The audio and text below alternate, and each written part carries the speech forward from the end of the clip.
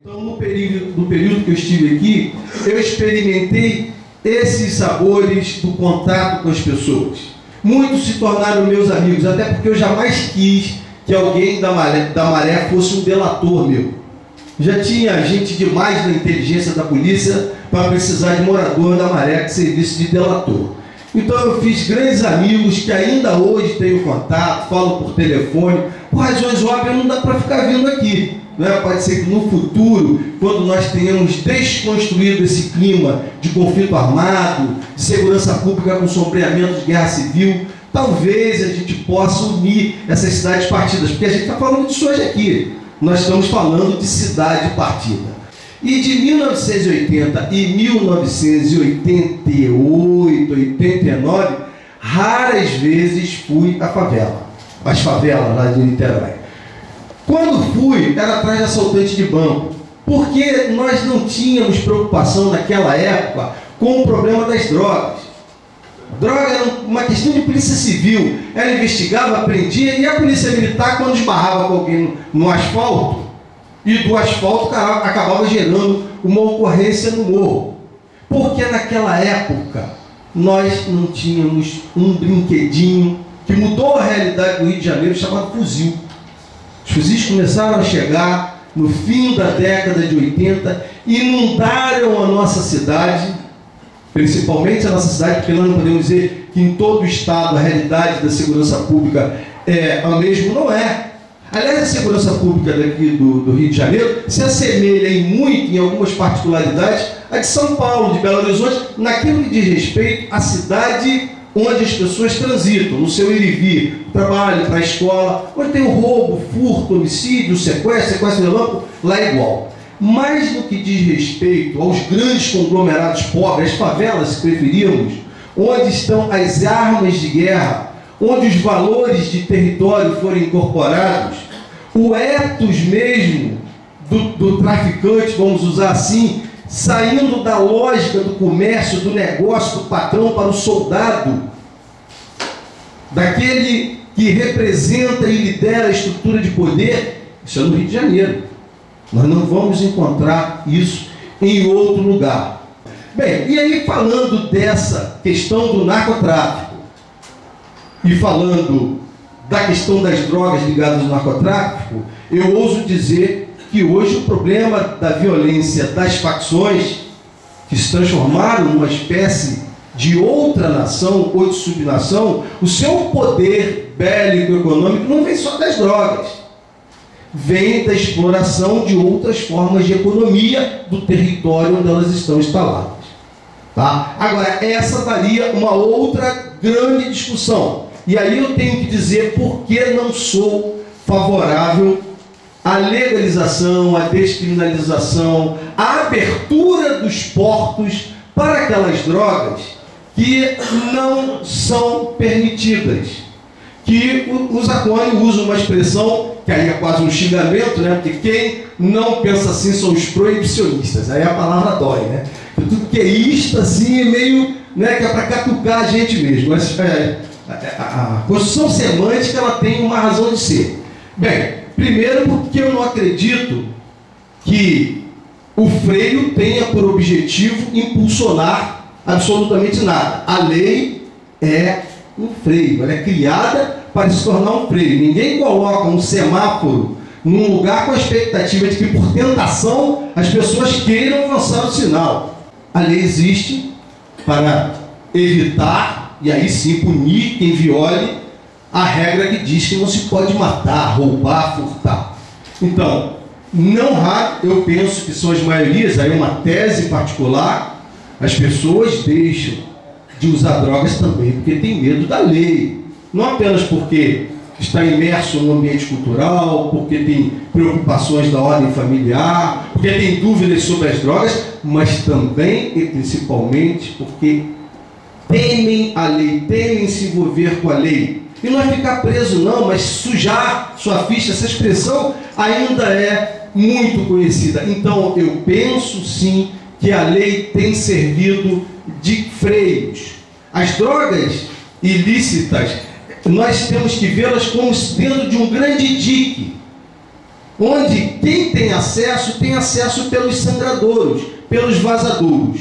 A hora que a gente tirar o portão do dique, não apenas nós vamos a elas, mas elas nos baterão a nossa porta.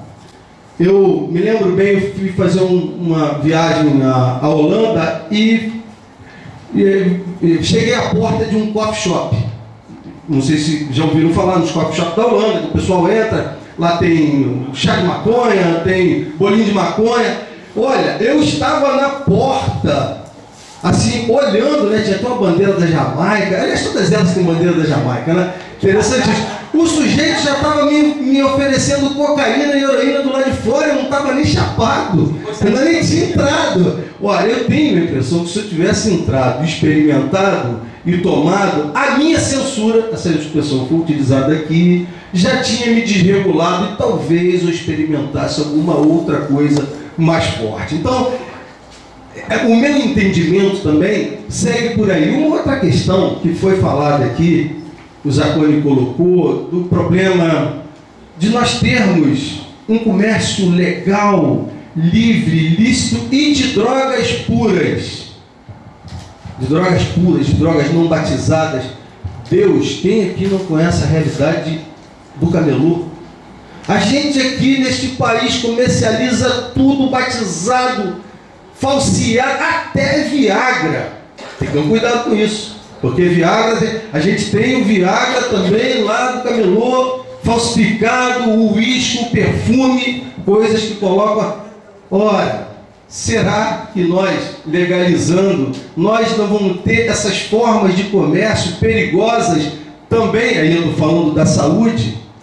Eu tenho minhas secretas intuições de que não vai mudar muito. Até porque a droga pura, para quem quer batizar e vender e lucrar, vai ser alvo para roubos, furtos. Ela está lá em grande quantidade na farmácia, em grande quantidade nos mercados. Não vai ser alvo dos criminosos para pegar, batizar, aumentar a capacidade de lucro e vender no camelô? Ora, eu penso, posso estar errado, mas eu penso que sim, até porque, gente, no ano passado nós tivemos uma matéria muito grande num determinado canal de televisão que mostrou o seguinte: o crime de roubo de carga cresceu no Brasil de uma forma ultra assustadora.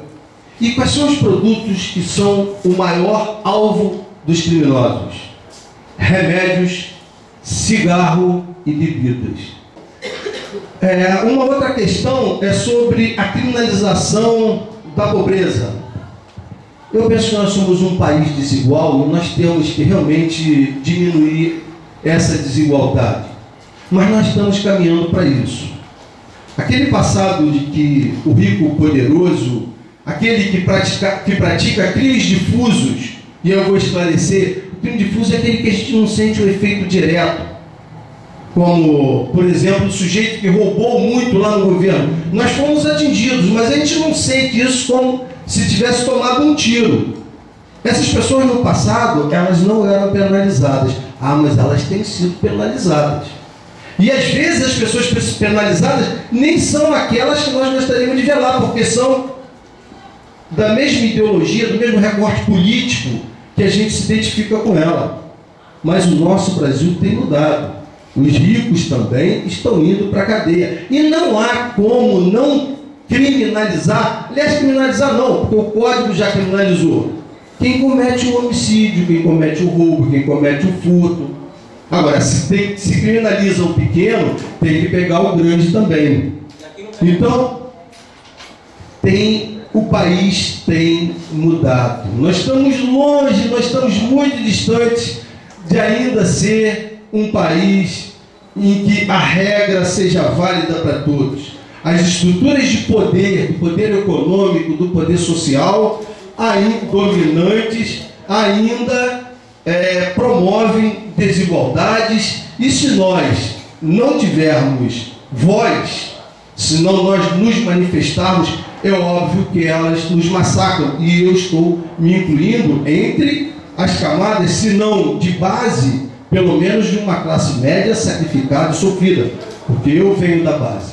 Então eu não postulo a legalização, a descriminalização. Eu considero um equívoco. Nós podemos discutir sobre o que leva alguém a usar o crack e até tentar minimizar os nossos efeitos, mas Deus, se a gente não abdicar do próprio juízo e a gente olhar para as cracolândias, se a gente pensar que a prova do pudim está em comê-lo, nós vamos dizer o seguinte: olha, meus olhos não estão me enganando, existe algo nessa droga que traz um risco maior até do que essa sim.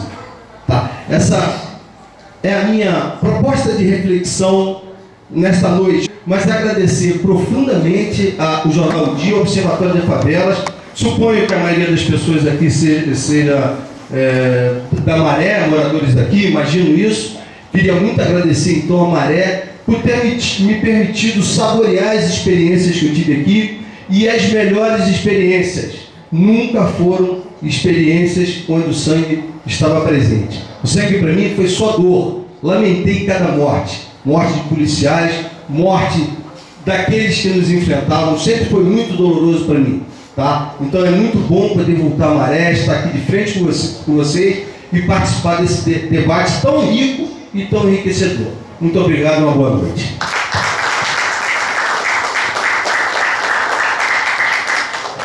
Obrigado, Coronel. Daqui a pouco a gente vai abrir para as perguntas, lembrar isso. Também depois vai ter uma tapiocazinha, não é isso? Tapioca de goiabada com pão.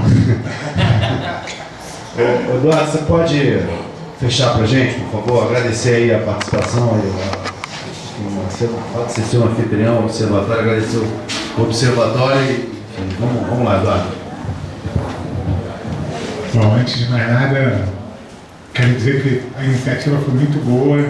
Nós somos parceiros nessa iniciativa como essa. É importante colocar os diferentes em debate e não ficar fazendo ato com iguais, mas trazer o debate na sua diferença. Essa iniciativa do dia foi muito legal, nós somos parceiros. Eu trouxe para cada membro da mesa o Guia de Ruas da Maré, para conhecer um pouco mais a nossa comunidade. O Tiãozinho conhece muito, mas essa é a nova versão, por favor. E a gente fica muito feliz de poder participar e contribuir e aprender com o debate que está colocado. Eu, assim, honestamente, queria fazer uma mudança daquilo que predominou a mesa inteira.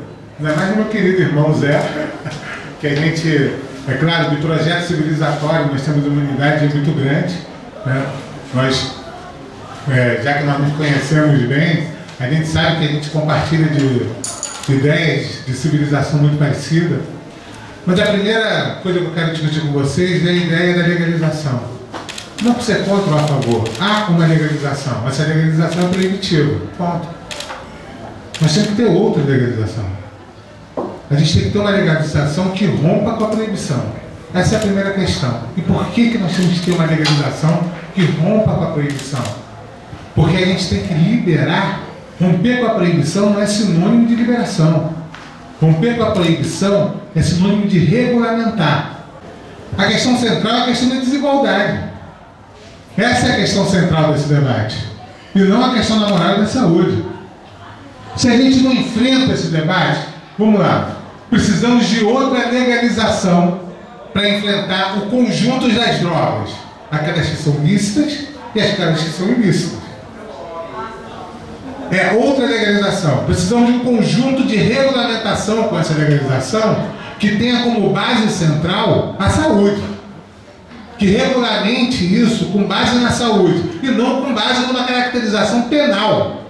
Hoje tem um conjunto de drogas que é regulamentada com leis proibitivas, que a base dessa regulamentação é a lógica penal, não é a lógica da saúde.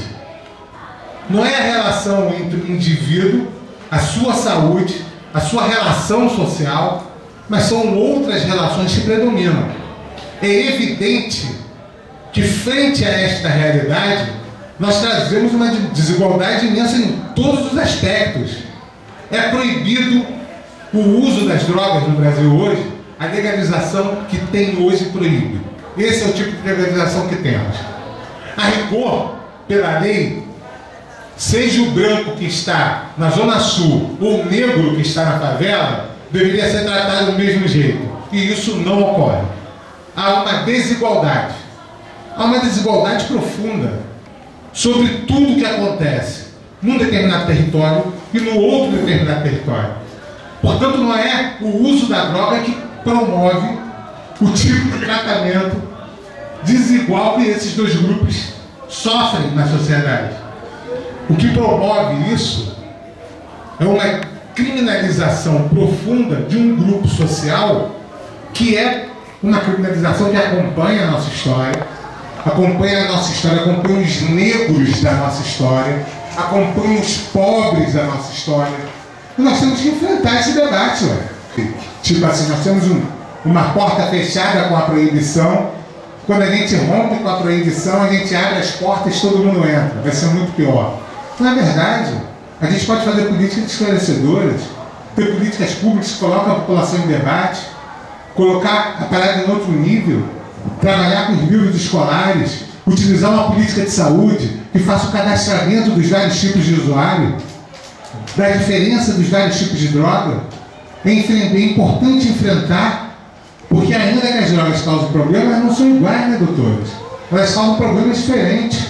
Então é preciso que tenha uma política de saúde que reconheça qual é esse usuário, que possa cadastrar, que possa cuidar disso. Nós estamos vivendo uma realidade em que a política de saúde é profundamente desigual. A política de saúde para esse cara é absolutamente desigual, porque quem pode pagar a saúde que precisa e ir para um lugar que ele possa ser cuidado, ele vai ser cuidado de uma forma, e quem não pode vai ser cuidado de outra. E é evidente que a carga moral que vai existir frente a essa utilização, ela vai ser absolutamente diferente em cada grupo.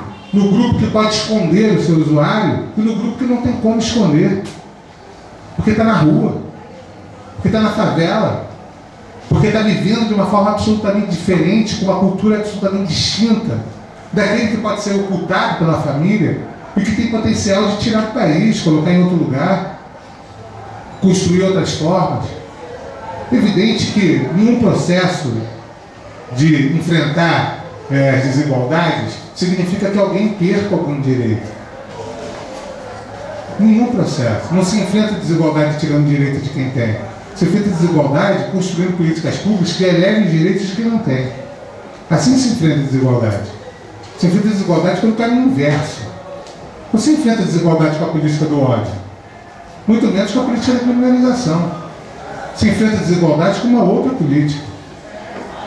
É evidente que a primeira proposta minha para a gente pensar esse debate é colocar no grau que legalização a gente precisa hoje no Brasil. A legalização que a gente tem hoje sobre um grupo de drogas é uma legalização proibitiva. Sobre o outro grupo de drogas é uma legalização incompleta.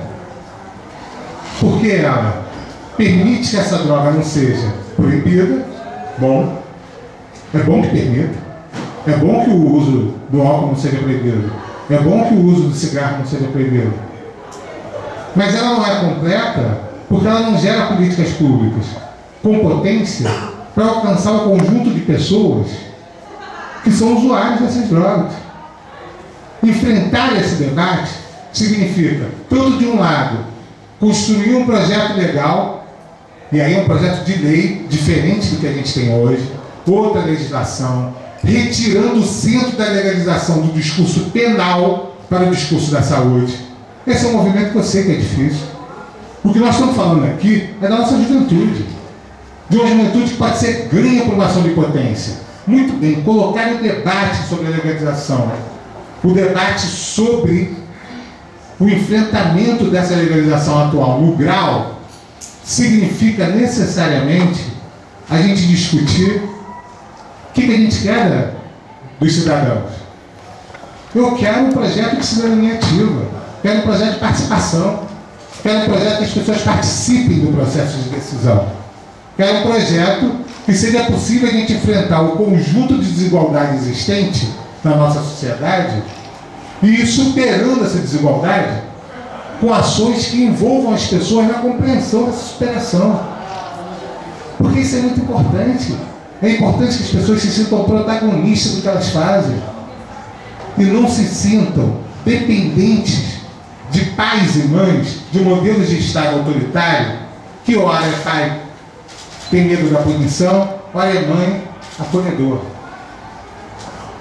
Ora faz uma política que acolhe, que é uma política que passa a mão na cabeça, dá um dinheirinho, dá uma ajudinha. Ora faz uma política que vai lá e reprime, proíbe, determina. Não. Que se sinta potente como alguém que possa construir a sua própria história. Portanto, a minha sugestão é a gente identificar a situação que nós temos hoje, com essa diferença de drogas lícitas e ilícitas, com essa existência de políticas proibitivas, como ele eleva o grau de desigualdade. Portanto, se eu fosse escolher uma ordem de medidas, a primeira medida seria: vamos acabar com o processo punitivo e proibitivo. Então vamos construir um projeto de lei que não criminaliza, que descriminaliza. Esse projeto de lei, por sua vez, tem que ser construído junto com outros projetos de lei que coloquem o debate da droga, na sua totalidade, no âmbito das políticas públicas de saúde. Qual é o conjunto de investimento que o Estado deve ter para articular política pública de saúde com política pública de educação, política pública de saúde com política pública de regulamentação da produção dessas drogas, política pública de saúde com política pública de organização da distribuição delas, da venda, de locais. É evidente que em qualquer civilização, e uma civilização que a gente está superando, né, em tempos absolutamente diferenciados, no século XXI, que a gente discute até a desigualdade do acesso à tecnologia, é evidente que numa civilização como essa, e que a gente tem que avançar para um processo civilizatório, cada vez mais com acesso às pessoas, cada vez mais com direitos para as pessoas, e com cada vez mais espaço das pessoas se sentirem protagonistas daquilo que é construído, nós vamos ter contradições a serem enfrentadas, vamos ter conflitos a serem enfrentados, e o Estado vai se colocar em que papel? No papel daquele que reconhece que ele tem o poder do uso da força, e que ele pode ser o usuário do poder da força quando lhe interessar, mas não reconhece o papel dele como usuário de produtor, de organizador de políticas e investimentos em políticas públicas e sociais que façam a gente avançar no processo civilizatório cada vez mais participativo, amplo, esclarecedor. Então, no grau, assim, a gente não enfrenta o problema das drogas ilícitas hoje no país se a gente não toma algumas medidas imediatas. E medidas que têm que ser feitas não só pelo alto, medidas que têm que ser dialogadas. Esse debate é sensacional. São medidas que precisam ser dialogadas com o conjunto da população. Provavelmente, a minha ideia contra a criminalização perdesse um plebiscito se estivesse hoje. Provavelmente perderia. Assim como perdeu, né? Eu fui a favor do desarmamento, perdi esse plebiscito, perdi essa escolha da população e não acho que eu estava errado. Ou alguém aqui defende? Eu não acho que eu estava errado. A maioria da população não concordou comigo, votou contra mim. Eu continuo sendo a favor do desarmamento. Isso não me fez mudar de opinião sobre isso. Me fez me reconhecer com uma política ainda não forte o suficiente e com instrumentos que não foram ainda espalhados suficientemente na sociedade para dialogar com o conjunto das pessoas, para elas entenderem o quanto que é negativo num processo civilizatório todo mundo poder ter uma arma e achar que está se defendendo com uma arma na mão. E aí eu volto a dizer a mesma coisa. Esse processo civilizatório de pessoas que têm maiores consciências sobre o seu corpo, sobre sua vida, sobre suas decisões, sobre seu direito à saúde, seu direito à educação, ela precisa muito menos de determinações proibitivas e muito mais de posições esclarecedoras que abrem espaço para participação. Então, sobre isso nós não temos dúvidas. Temos que acabar com a proibição.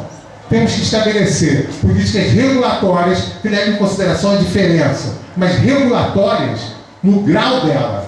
Não é por meio de medidas proibitivas, mas por meio de medidas que esclareçam, tratem do ponto de vista da saúde, estabeleçam o local de venda, estabeleçam o local de uso, estabeleça as condições, permita fazer, em alguns casos, em algumas drogas, por meio de uma política de saúde, o cadastramento dos usuários que precisam de tratamento de relações diferentes de outras drogas. E isso não é possível com a legislação que nós temos hoje. A legislação que nós temos hoje é baseada numa política penal e proibitiva. Temos que superar essa fase civilizatória e ir para uma mais profunda. Obrigado.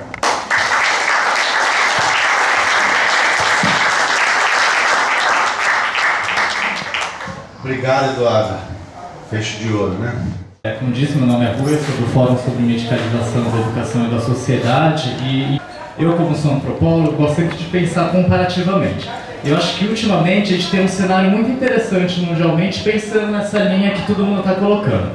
Assim, você vai para a Índia, acho muito bom que você consegue comprar hashish se você for Shivaite, ou seja, tem que ser seguidor de Shiva e você não pode comer carne. É uma coisa muito engraçada se pensar hoje no dia contemporâneo, de pessoa neoliberal, contemporânea, dona de si. Eu posso comprar e fumar hashish, mas eu não posso comer carne porque isso está atrelado com a minha religião. Os países nórdicos, por contraparte, já decidiram restringir a venda de álcool com grau mais que 5%, ou seja, coisas, enfim, muito fracas, assim, uma cerveja belga, por exemplo, você só pode comprar em lojas estatais, ou seja, eles estatizaram toda a venda do álcool, porque eles consideram o alcoolismo uma saúde pública, né? Por que eu estou falando isso? Porque como parte do movimento que eu faço, que eu integro, na verdade, o que a gente tem visto com muita preocupação é que esse discurso proibicionista tem estourado e, na verdade, passado como se fosse uma caneta marca-texto em certas características que a gente vê contemporaneamente, que são essa necessidade de produzir pessoas cada vez mais produtivas, né? Então a gente vê hoje na Maré, onde eu moro e trabalho, a gente vê em escolas públicas pessoas que fazem uso do que a gente chama do metilfenidato, a Ritalina. A famosa Ritalina, que é macerada e aspirada, porque é mais pura que a cocaína, né? Enfim, você não tem pó royal naquilo, você consegue comprar ela facilmente, uma cartela, né, R$50 durante o dia, né, por um mês. Essas crianças que têm, enfim, estão lá no 6º ano, elas tomam isso obrigatoriamente, ou seja, quando você cria qualquer dispositivo de proibição, alguma parcela está sendo obrigada também a usar um tipo de fármaco, né? Eu acho que a gente precisa, na verdade, não pensar em termos do fármaco em si, mas em termos dessas regiões que a gente obriga as pessoas a fazerem certas coisas, regiões que a gente desobriga. Por que eu estou falando isso? Porque eu lembrando, nesse debate quando eu cheguei aqui, perguntando se isso ia ser melhor para a favela ou não, né? Essa coisa da legalização, e a resposta é simplesmente que não vai ajudar. Porque o processo de segregação espacial, o processo desses espaços que tem foras, onde a lei, né, ou dispositivos de ação comunitária são frouxos, ou eles são cerceados por um poder paralelo, né, pensando que a gente acabou de sair da ditadura, não são só financiados pela questão do narcotráfico, né. Aí eu lembrei até que, enfim, em São Paulo, o PCC, no Bexiga, é muito financiado por pizzarias, porque eles cobram taxas, né.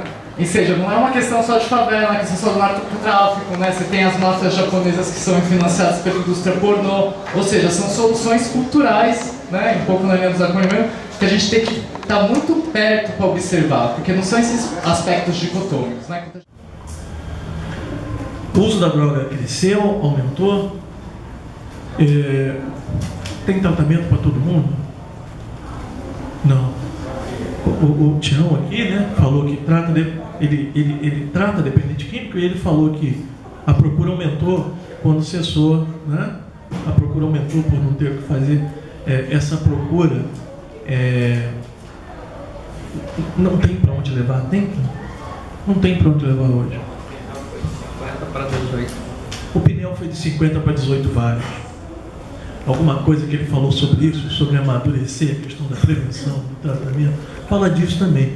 Será que nós estamos preparados? Temos saúde hoje para fazer uma coisa que vai causar qualquer tipo de impacto? Não temos. Precisamos evoluir para isso.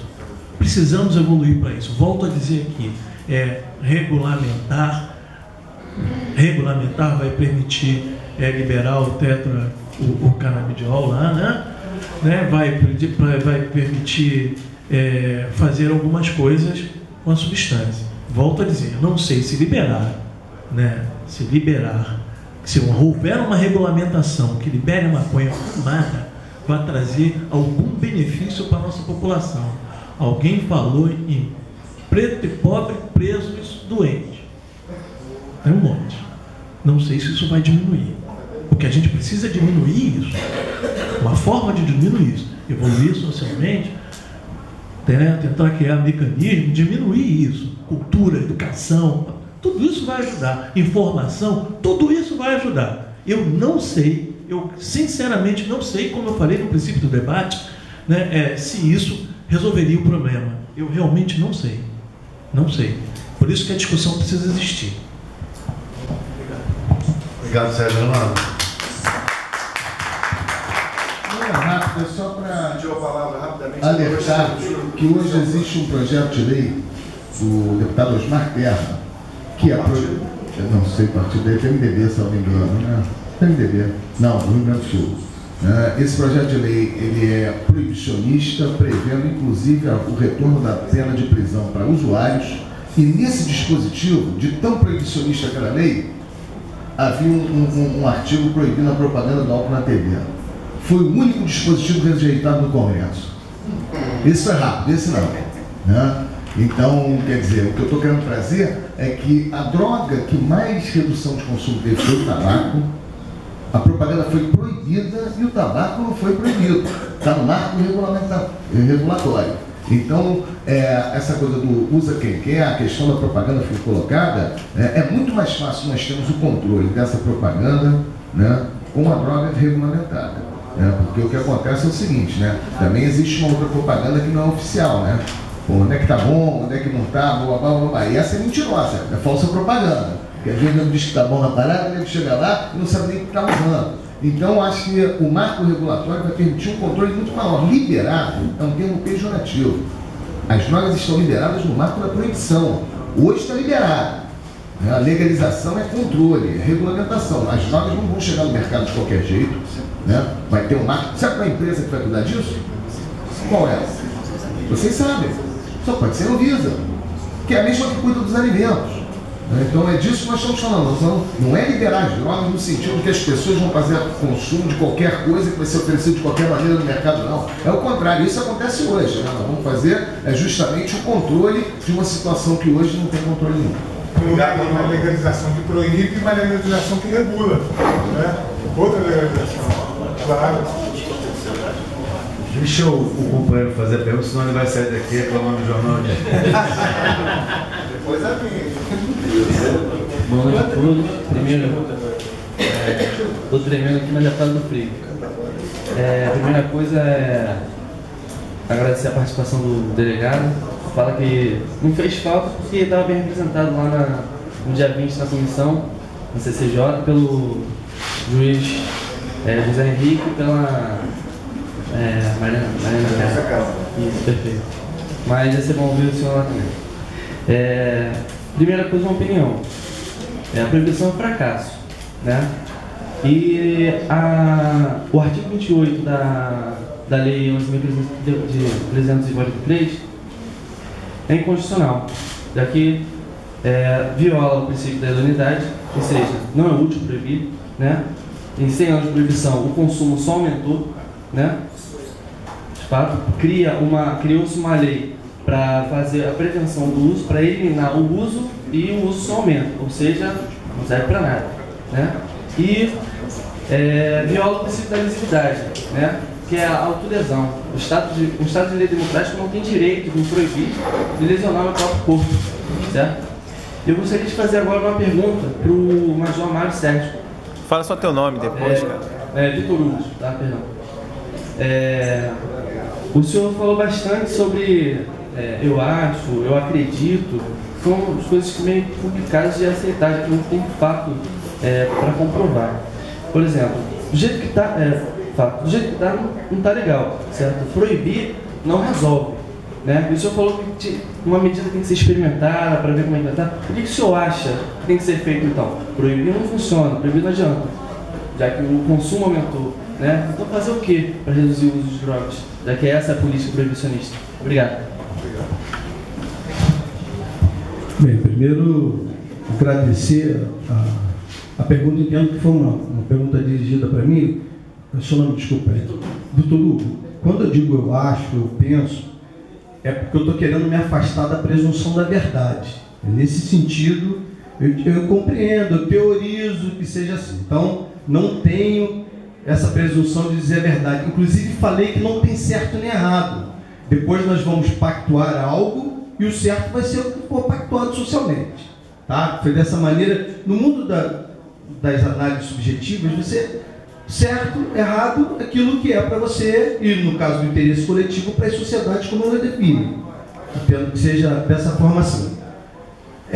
A palavra que fica circulando é a palavra proibição. Proibição, proibicionismo, proibitivo, porque a lei, ela efetivamente pune quem trafica, tem seu poder. A gente diz, inclusive, que a lei é para o usuário, mas a rigor não está escrito. Quem foi encontrado fumando, injetando, não está escrito assim, em seu poder. Está escrito dessa forma. Ela foi escrita de uma maneira que é entendida que você não precisa usar, né? Desde que você tenha com você, ela é crime. Vai ter que se provar se é para seu uso, se é para o uso de outra pessoa. Mas eu entendo, porque eu coloco numa expressão só, que é discriminar. Na verdade, a palavra é discriminar, né? O Gabeira importou a palavra descriminalização em inglês e a gente embarcou, ficou descriminalização. Mas é discriminação, deixar de ser crime. Eu continuo acreditando que deixar de ser crime e a gente legalizar o comércio daquilo que hoje está, de certa forma, sob controle, de certa forma, pelos diques da lei, vai aumentar o problema. Porque nós não temos garantia alguma de que as armas serão aposentadas, aquelas que hoje estão servindo aos braços do tráfico, se elas não vão ser utilizadas de outra forma, em outros crimes. A saúde pública não tem condições hoje no Brasil de suportar aquilo que eu creio que seja um aumento de problemas de saúde decorrentes do aumento que vai acontecer do uso de drogas. Então, esse é um pensamento de uma corrente que eu penso que é majoritária. Eu discordo dele quando ele disse a sociedade já entendeu que não é assim. O Dia fez uma pesquisa recentemente que mais de 60% da população disse não. Nós não queremos a legalização. Disseram não. Mais de 60% disseram não. Não quer. 65% da população não. Não queremos, aqui no estado do Rio, não queremos legalização, discriminação, descriminalização. Então, a maioria da sociedade ainda não disse. Nós precisamos de um debate mais amplo sobre essa questão, que é o que está sendo feito aqui, que eu me permito vir aqui, me proponho, quero participar do debate. Tá bom? Então, eu julgo que possa ter uma saída melhor do que as propostas hoje aqui. Pode ter alguém mais iluminado, que tenha um insight mais bacana, e encontre uma saída. Porque aqui nós estamos polarizados, principalmente eu, né, o Zacone e o desgraça, Edu, né, polarizou mais ou menos aqui. O Sérgio deixou claro que não é favorável à legalização. Mas a coisa está caminhando mais por essa polarização. Abre, não abre, legaliza, não legaliza, regulamenta, que é um estágio mais à frente, que o Fernando Henrique defende também. Agora, acima de tudo, debate. A proposta maior ainda é debate. Minha maior aposta é na prevenção, tá? Educação, profilaxia, escola, esclarecimento. Essa é a minha maior aposta. Mas não é o objeto da discussão aqui, tá? A discussão aqui é a questão da legalização, não legalização. Assim, toda política proibitiva não precisa de regulamentação. Ela precisa só da legalização, né, que proíbe. Porque ela não tem nada que regulamentar. Então, por exemplo, os vereadores do Rio de Janeiro optaram por uma política de solo que diz que o prefeito é que faz o decreto e estabelece. O prefeito, por sua vez, ou seja, a Câmara de Vereadores, o prefeito que faz o decreto estabelece a política de solo. O prefeito, por sua vez, estabelece uma política de solo proibitiva na favela. Essa política é só para a favela, que foi decidida na Câmara de Vereadores. O prefeito, por sua vez, diz assim: não pode construir nada, não pode mudar nada. Tem que parar aí. Para que ele vai regulamentar? Para que ele vai estabelecer investimento para ter técnicos pensando na construção da favela? Por que ele vai trazer a política pública aqui? Por que eu vou pensar em leitos de hospitais para tratamento das pessoas que são usuárias de droga, dependentes, se ela é proibitiva? Eu não posso tratar. Eu muito mal vou fazer investimento para o usuário da droga legal, mas nenhum para que é chamado de legal, porque não tem como ser tratado. A gente tem que compreender essa realidade. A gente só regulamenta superando esse estágio da proibição. Aí sim, nós falamos de leis, tudo é legalizado no Brasil, inclusive a proibição. Existe uma lei para proibir. A gente precisa de uma lei que possa ir além de proibir, regulamente. Essa é a diferença. Para regulamentar, não pode proibir. Não, tá bom. Primeiro eu queria perguntar uma coisa, tudo é muito óbvio, né? Acho que ninguém aqui tem esperança de que saia do óbvio. Queria perguntar como que a gente combate algo se a gente não tira a origem do poder daquilo. Ou seja, como eu vou querer que algo acabe se eu continuo deixando o dinheiro rolar ali? Né? Parte assim, não adianta, na minha visão, não adianta a gente colocar efetivo militar gigantesco, né? Porque da onde vem? O Estado gera, vem os impostos que vai financiar, vem o poder, da onde vem o dinheiro, né? Ou seja, se o Estado pode pegar aquilo e fazer tudo que a gente está falando, produzir e tal, controlar isso, ou seja, a gente já, depois que a gente prender essas armas, se os caras não têm dinheiro, como é que eles vão comprar novas armas se eles não vão ter a origem do dinheiro? A questão central do argumento do coronel, esqueci o nome dele, perdão, Mário Sérgio, que foi a questão de que a gente tem que proibir porque usar é perigoso e a proibição evita o consumo. Eu não sou nenhum profundo entendedor do assunto, mas me parece ser muito equivocado, porque a experiência do mundo prova exatamente o contrário. Nos países onde se legalizou as drogas, ou pelo menos o uso de algumas drogas, o consumo diminuiu. Porque o consumo geralmente vem acompanhado de informação. E a informação inibe o possível consumo. E uma outra questão também que eu queria que os proibicionistas respondessem é o seguinte: todo crime ele tem que tutelar um bem jurídico, ele tem que proteger um bem jurídico tutelado pelo direito penal. Eu não consigo encontrar qual é o bem jurídico tutelado pelo artigo 28 com relação, por exemplo, à maconha. Aí você falou da saúde pública. Quantas pessoas morrem por ano por fumarem maconha? Eu acho que a gente tem que saber mais especificamente a maconha, porque a legalização das drogas é uma coisa muito ampla. Eu acho que o Brasil não está preparado para isso ainda. E a maconha já é uma discussão já mundial, né? Todo mundo discutindo isso. Ó. Então eu prefiro ser mais simplista e falar da maconha. Quantas pessoas morrem por ano por consumirem maconha? Quantas pessoas estão internadas no Brasil com problemas decorrentes do uso de maconha? Eu não tenho uma opinião formada com relação a todas as drogas. Com relação à legalização da maconha, eu acho um absurdo. Eu acho uma atrocidade você tratar como um criminoso o usuário de maconha. Eu não consigo achar a razão para isso. E ele falou do princípio penal, que eu não me lembrei agora qual é, mas a gente tem que lembrar também do princípio da lesividade. Eu não estou atingindo o bem jurídico de ninguém, cara, tratado pelo direito. Eu estou no máximo lesionando a mim mesmo. Como que eu posso ser penalizado pelo direito? E uma outra coisa, cara, como é que o consumo de álcool pode ser legal? E eu nunca vi ninguém levantar a bandeira de proibição de álcool. E a proibição de maconha ser crime. Eu acho que isso faz até o princípio da isonomia. Você está tratando de forma diferente pessoas que estão tendo a mesma conduta. Inclusive, a gente pode até dizer que uma conduta bem nociva, porque se o álcool é mais grave. Cara, o álcool, o problema do álcool, a gente nos cerca a todo instante. Eu vou embora agora de carro, eu não sei quem está dirigindo do meu lado, se ele está alcoolizado ou não.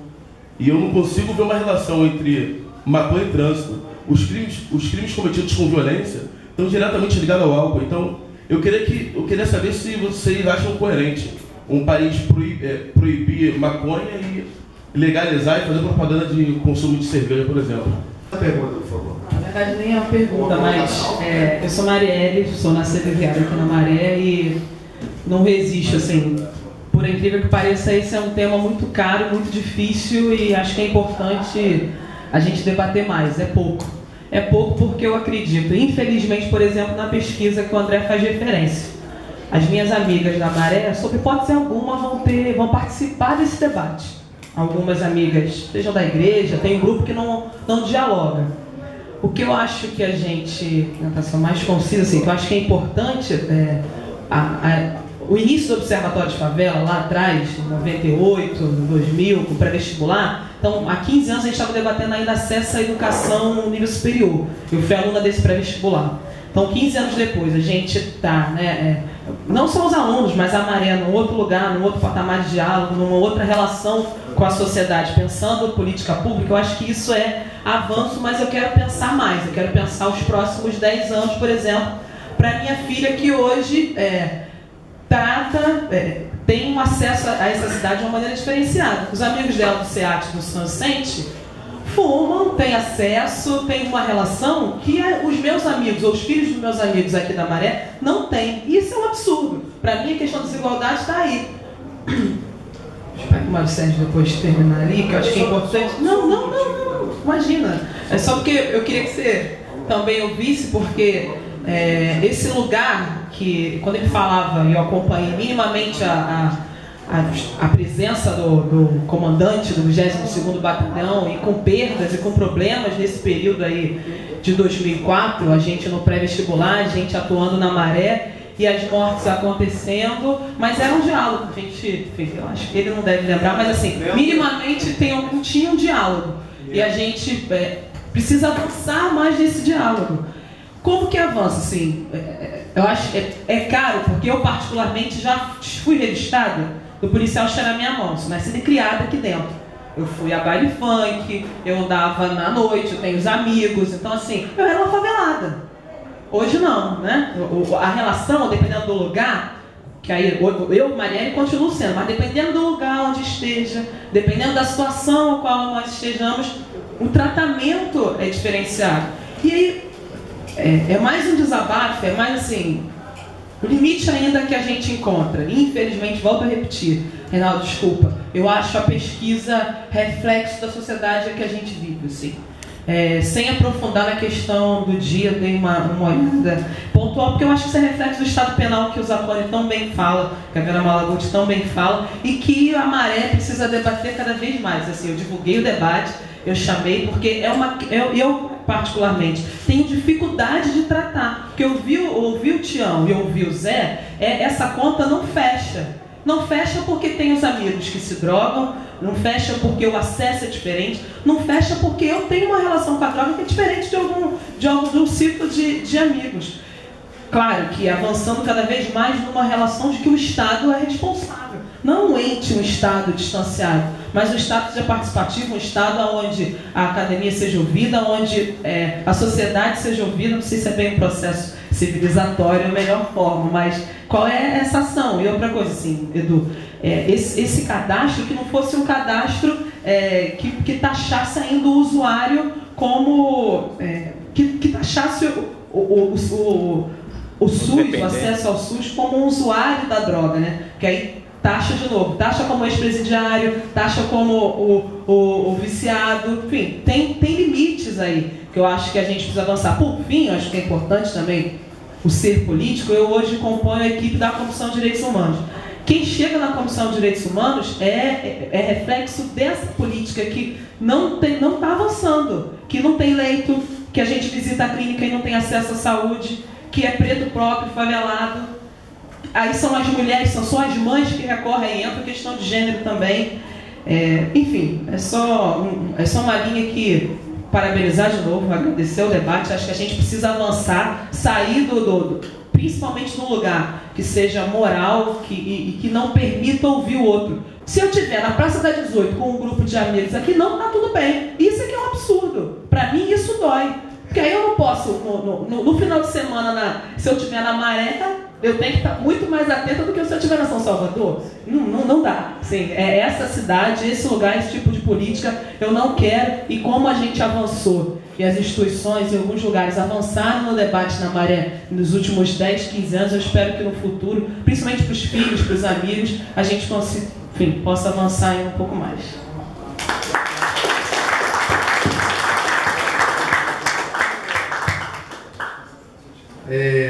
O companheiro, esqueci o nome, do Robson. Não, o Arthur. Tá vendo, Paulo? A memória não funciona mais, tá vendo? O Arthur fez uma pergunta, uma colocação, a gente já estourou o nosso horário. Alguém gostaria de responder ao Arthur? Eu gostaria. Ok, então vamos lá. Na verdade, eu queria responder não apenas o Arthur. Eu queria dizer uma coisa. Eu participei do debate com o Zacone na Globo, na TV Globo, e a primeira coisa que eu disse é o seguinte: eu sou contra uma cruzada contra as drogas. Não foi assim que eu comecei? Eu comecei dizendo assim, ó, gente, nós perdemos a guerra contra as drogas naquele modelo de mata-mata que tinha no passado. Aquilo é besteira, acabou. No passado, quando eu digo no passado, é porque a proposta hoje é de desconstrução do ódio. Basta a gente ver, analisar as estatísticas. Ainda tem muitas mortes. Eu e vocês sabemos, mas eu fui presidente do ISP, trabalho com estatísticas, a gente tem que ver as curvas de declínio dessas mortes, dos autos de resistência. Aumentou esse ano agora de 2013, houve um aumento em 2013, mas nos últimos anos isso foi declínio. E eu sempre fui contrário, porque eu dizia o seguinte: o sangue não resolve nada, é a pior política possível. A gente só cria uma espiral de ódio. Eu sempre procurei trabalhar com um conceito que nós tínhamos que trabalhar primeiro com a prevenção e encontrar uma política mais inteligente que pudesse desconstruir os ódios da guerra burra. Eu digo isso, escrevo isso, nos meus debates eu procuro deixar sempre essa questão em voga. Agora, eu não penso que a pessoa, quando usa, traz um prejuízo só para si. Aqui foi falado, a família fica doente. O família... Bom, olha só, nós não estamos discutindo uma droga particularmente, nós estamos discutindo as drogas de uma maneira geral. Tá? Você teorizou sobre uma especificamente, mas a família fica doente, às vezes os amigos ficam doentes, o patrimônio é dilapidado. Então eu penso que existem prejuízos que são da ordem coletiva e não particular, individual. E nós ainda prestigiamos o coletivo na comparação com o individual. Tá? Num patamar de considerações, o coletivo tem que superar o individual. Tá? Mas deixar muito claro, guerra de fuzis, essa política de confronto ensanguentada, isso é besteira. Isso só instigou o ódio por décadas e décadas. Não, é só em relação à questão dessa redução que os autos de resistência, no sentido da letalidade provocada pelo sistema penal, ela ocorreu de 2007 para cá. Eu fiz uma pesquisa recente no doutorado da Faculdade de Ciência Política da UF, em que eu estudei os autos de resistência. Eu tive acesso a uma pesquisa do professor Michel Miss, da UFRJ. Ele traz, desde 1993, os números absolutos de autos de resistência. E me chamou a atenção que até o ano de 2000, nós não tínhamos mais 400 autos de resistência no Rio de Janeiro, até 2000. Mesmo com a gratificação faroeste, mesmo no período que o governo pagava ao policial uma gratificação para matar, nós não passamos de 400. Em 2000, esses índices começam a aumentar, chegando em 2007, a um ano antes do início da política de pacificação. A pacificação no Brasil é sinônimo de muito sangue. O maior pacificador do Brasil foi o Duque de Caxias. Fez história, lá na Balaiada, Canudos foi pacificação, Araguaia foi pacificação. Eu tenho um capítulo no doutorado que é justamente a genealogia da pacificação no Brasil. E eu observei que esse pico que começa em 2000 e chega em 2007 com 1.130 mortos, a partir de ações policiais, ele é pré-pacificação. O que aconteceu foi que nós não reduzimos a letalidade a partir da pacificação. Nós aumentamos a letalidade para pacificar.